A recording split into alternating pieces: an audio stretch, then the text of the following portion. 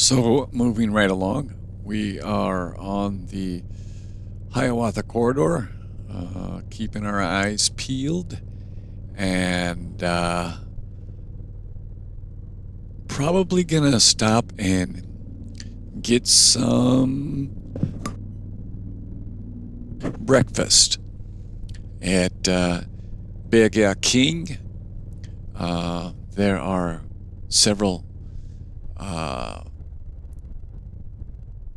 wonderful options along this route. Uh, Franchise it at Burger King or McDonald's or the Cardinal, which is a mom and pop's great restaurant, but not wanting to spend that much time here. This is new housing in Minneapolis. We are always building multi-housing. That looks like a multi-mixed unit with Cub Foods, grocery store on the lower level, and some residential added to the upper levels. But the rental market in Minneapolis has been tight for decades, and they continue to build multi-housing unit after multi-housing unit. But the rental market still remains tight. I don't know what that means, that more people are starting to are living in Minneapolis, St. Paul area. I guess when I say Minneapolis, I'm including St. Paul. It's the metro area. They are sister cities and very much alike in demographics and that sort of thing. The only distinction I've heard is that St. Paul is old money, Minneapolis is the new money, but it is that was 30 years ago when I heard that one, so I don't know. It might be old money by now. But this housing construction, is following par for the course. The light rail gets built, and then the housing and commerce starts developing along the line, which makes sense. And we know that developers and city planners, like farmers, are high-stake gamblers. So we never know what will actually happen. We just do our best, odds and probability, that sort of thing. And that's what we're left with.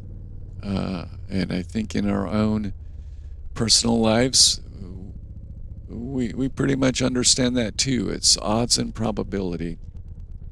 And definitely want to factor in principle. So we make our choices. As the saying goes, we make our bed and then we have to sleep in it. So we are at another, and the Cardinal, I think, is off, or maybe we passed it already, but it might be screen left. And I did misspeak on the Powderhorn Park. I think that's a Mississippi River type recreational area, not the Powderhorn Park. And also on the miles per hour for sequencing these lights, maybe it was a little bit above 28, and I don't think you can do it now. I don't think there's any way to hit all green lights on Hiawatha since the light rail got put in. But you can see right here, and oh, here's the third correction. The light rail does cross over Hiawatha. What I meant to say is the tracks don't lay on Hiawatha. There is a light rail viaduct over Hiawatha. So all the light rail crosses over on the capillary streets to the Hiawatha. And the Hiawatha is a local distribution route, just to be sure. So we're going to go visit an old friend, great guy, who knows more about motorcycles in his little pinky than most of us will ever know. He used to race, and he got tired of waiting on mechanics to fix his bike, and wasn't satisfied with the fixes that he had, so he started working on bikes and became a mechanic, and is pretty well known for caring more about your motorcycle than you do. And his repair shop is renowned in the city. We used to have, or he used to have, a bike show called The Bike Show.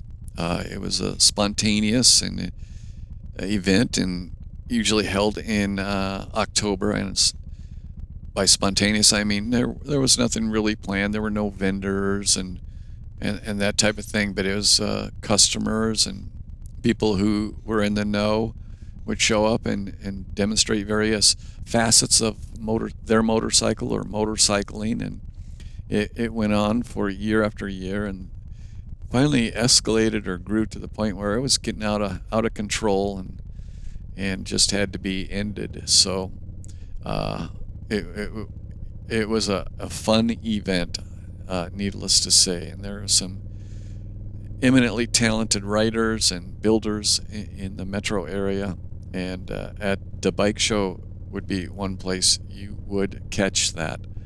So we're going to spend a little time visiting, and then head back home via Lake Street, and I'll tell you a little bit about that tour that we're going to go on. But Roy's Repair would also service motorcycles that were owned by police officers that are just down the road from him in the 2nd Precinct, so he got to know them. And Roy's Repair is a block off of Lake Street, and the precinct that was destroyed by the rioters.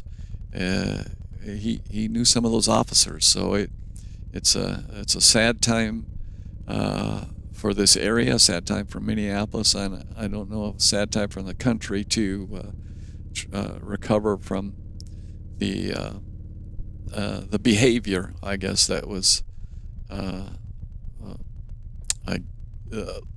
left unchecked, essentially. So the day after the first riot, I did go down and make sure his shop was okay, and he had it all boarded up and survived it, but it was touch and go for him, knowing that his life work was vulnerable. The police were essentially told to stand down, and the rioters had taken over the city that night and would take it over for another 3 or 4 days, and it was a sight to behold, living in this city that was controlled by hoodlums, essentially, and there were no city officials that were stepping it up to tell us what was going on, and all we saw were really basically the hooligans on the news. And I'm going to go in here and see what the man is up to, see if I can find him. And I did, and we did have a chat, and now Lewis is standing beside the bike with his coffee and not his dog. We're discussing the camera, and he seems to be somewhat interested in that. Not so much interested in the motorcycle. But yeah, we had good times here. We'll take her out, and that is he's watching that dog for a friend, trying to train it to live in the city, but the dog seems to be getting it and enjoying it itself.